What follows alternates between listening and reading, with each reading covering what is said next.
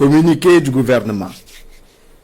Le gouvernement du Burkina Faso a appris avec consternation et une profonde indignation le décès dans des circonstances obscures de notre compatriote Alain Christophe Traoré, alias Alino Faso. Dans un communiqué du procureur de la République de Côte d'Ivoire, largement relayé sur les réseaux sociaux, Alino Faso serait décédé le jeudi 24 juillet 2025 à l'école de gendarmerie. Depuis la publication hier d'informations relatives à cette disparition tragique, le gouvernement est resté mobilisé et attentif à l'évolution de la situation. Il relève que, jusqu'à cet instant précis, aucune notification officielle ne lui a été faite par les autorités ivoiriennes sur la mort en détention de notre compatriote. Ni la famille de Alain Traoré, ni son avocat, ni l'ambassade du Burkina Faso en Côte d'Ivoire n'ont été avisés sur ce qui est présenté dans le communiqué en question comme un suicide.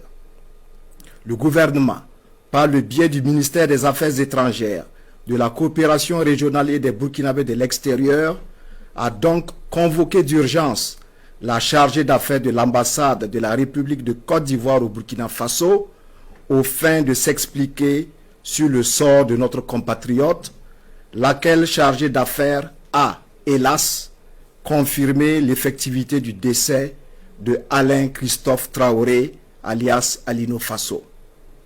Le gouvernement s'étonne que le drame se soit produit dans une école de gendarmerie et dans ces circonstances, alors même que le porte-parole du gouvernement ivoirien s'était évertué à nier les pratiques d'enlèvement forcé, d'exécution sommaire et de torture en Côte d'Ivoire lors d'un point de presse en date du 15 janvier 2025.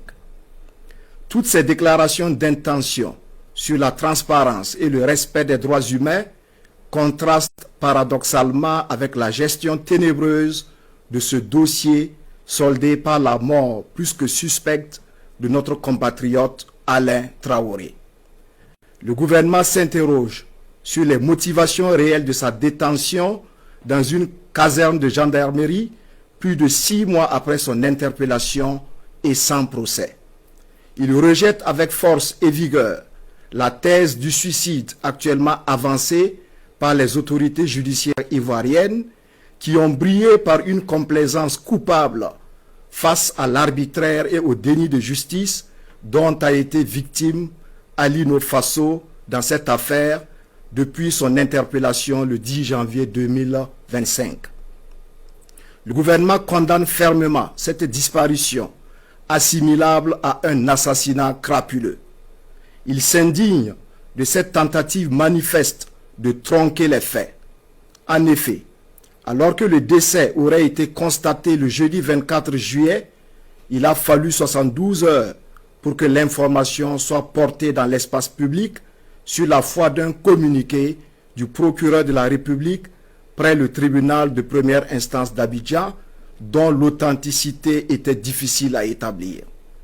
Le gouvernement exige des autorités ivoiriennes le rapatriement sans délai du corps de notre compatriote Alain Traoré pour des obsèques dignes et honorables.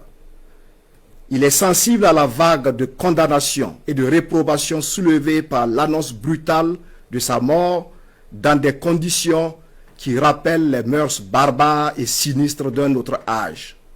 Il comprend toute l'émotion que cela suscite au regard de la dimension de l'homme et de son engagement en faveur des causes humanistes, mais invite au calme et à la retenue.